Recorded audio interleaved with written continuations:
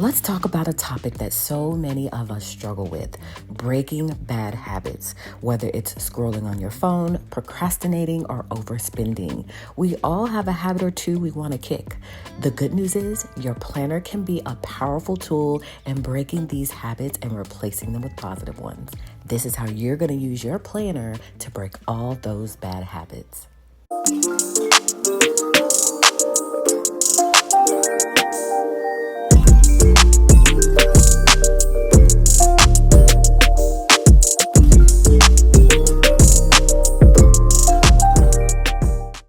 Hey guys, what's up? Welcome back to my channel and thanks for joining me for another video. This is Marquita from At Home with Kita, and here I share tips on how to plan a balanced life. So if you're new here, I hope you'll consider subscribing. In today's video, I'm going to show you how you can use your planner to track, manage, and break any habit that's holding you back from reaching your full potential. Step 1 is all about understanding your habits. In order to break any bad habit, you have to understand them. So grab your planner, because what we're going to do is we're going to map everything out. So you can dedicate a section to this, maybe a full page, because we're going to list out the habits that you want to work on. So I'm going to go ahead and grab a half sheet insert. That's what I'm going to be using today. I just need a little bit of space because I'm going to go ahead and write down all of the bad habits. Well, not all of them, but many of the bad habits that I want to work on. It also may be a good idea for you to jot down a quick summary of what may trigger that habit. For example, if you want to reduce late night screen time, write down what time it usually happens and how you're feeling at that moment. So that's something else that you may want to consider doing in addition to writing these habits. But I'm just going to go ahead and write out every single habit that I can think of that I want to start working on one by one.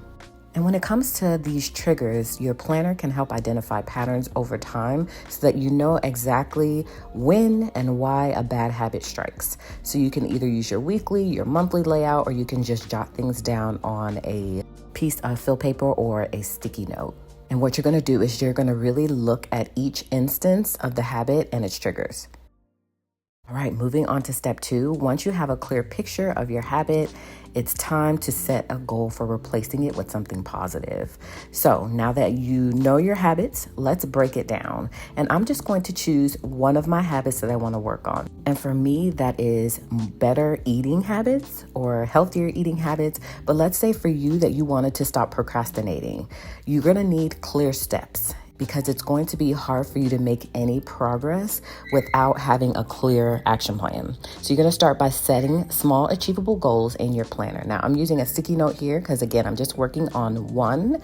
And so I'm going to go ahead and write in what that habit is that I want to break. And then I'm going to write in a few steps, and all of that is covered in this video. So that way, when I get ready to go to the next step, I can break it down even further. So for instance, again, we're using the example of procrastination. If that's your habit, start with a goal of maybe to complete just one task the moment that is assigned. So write this goal in your weekly, monthly overview section again, or you can do as I'm doing. So that way it's right there as a reminder. And when you do it, check it off. Okay, you're going to get that little dopamine hit. And trust me, that helps reinforce this new behavior. So make sure these goals are specific, realistic, and remember, baby steps. Okay, they go a long way towards change. Step 3 is to create your habit trackers. I'm a big advocate for habit trackers. I love them. It helps me, and it also gives me that sense of satisfaction to be able to check off those habits as I'm completing them. So this is one of the best ways to keep track of your progress.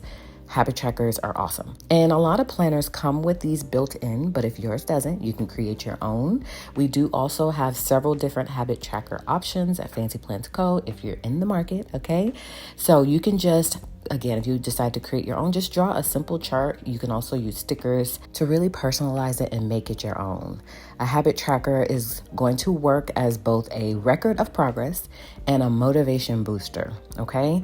Every day you avoid the bad habit or complete a good one, you get to mark it off. And over time, you're going to see a pattern. And it's, again, so satisfying to see those check marks really build up. Plus, the visual representation is going to help you stay committed. And when it comes to habit trackers, I love using this notepad because I can easily write in 7 habits, which I think is perfect. And then I can go ahead and color code it. So that way, again, it's visually appealing. And then as I'm completing those habits every single day, I'm going to highlight a box. And the goal here is to have 30 days completed of that habit. Okay. And then at the bottom, I have highlighted the coordinating color so that way I can come and I can track how many days I actually stuck to that habit. So again, it's all about visual representation, but this notepad is really going to help me to stay on track with those habits. Step 4 is all about planning replacement activities. Breaking a bad habit isn't just about stopping an activity, it's about replacing it. So in your planner, you're going to make a list of positive activities you can turn to whenever you feel the urge to indulge in your bad habit. So here's an example. If your bad habit is reaching for junk food, raise your hand, me, okay? Plan out healthy snack ideas in advance. So for me, I'm going to really focus on eating more protein because that's going to help me stay full longer, which means I'm not going to reach for those unhealthy snacks. So I'm going to write in a few ideas on some high protein snack or meal options that I can use to replace snacking in an unhealthy way. That again is going to just help me to feel more full, which means I'm not going to reach for those bad items.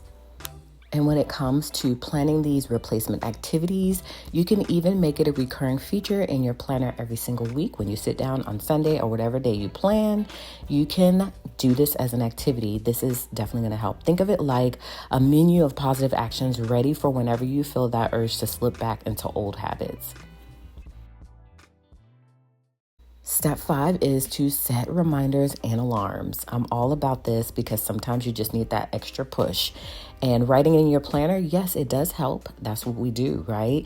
But also setting a quick reminder on your phone is going to be something that's going to really help. Sometimes we simply forget, okay? We forget about those habits that we're trying to break. So setting up those reminders, you can write it in your planner, but also take it a step further by setting up a reminder on your phone. It's going to help you to stay on track. So you could use the notes section or reminder section or reminder sticker in your planner to set little cues throughout the day. So for example, if you want to reduce screen time, set a reminder to log off at a certain time. I'm telling you that gentle nudge is going to keep you mindful without making you feel pressured. Breaking a habit takes time. Okay, do I need to say that again for the people in the back? And some weeks are going to be better than others, and that's okay. So take time each week to reflect on your progress. You can use a section in your planner to write down what's been working and why, and what hasn't been working and why, but you want to write down what's worked for you, any struggles you face, any new strategies, so that way you can just try again next week and you can implement those new strategies. This kind of reflection is key to moving forward because it really helps you learn from the experience. If something is not working, don't hesitate to adjust it. Flexibility is key to long-term success. Step number 7 is to celebrate those small wins. Every little bit of progress deserves to be celebrated. So use your planner to note down achievements no matter how small. Acknowledge every successful day, every goal reached, and every moment where you can choose to improve. Celebrate these wins because they help build momentum and they make the journey enjoyable. Plus, it's just a fun way to look back on your achievements.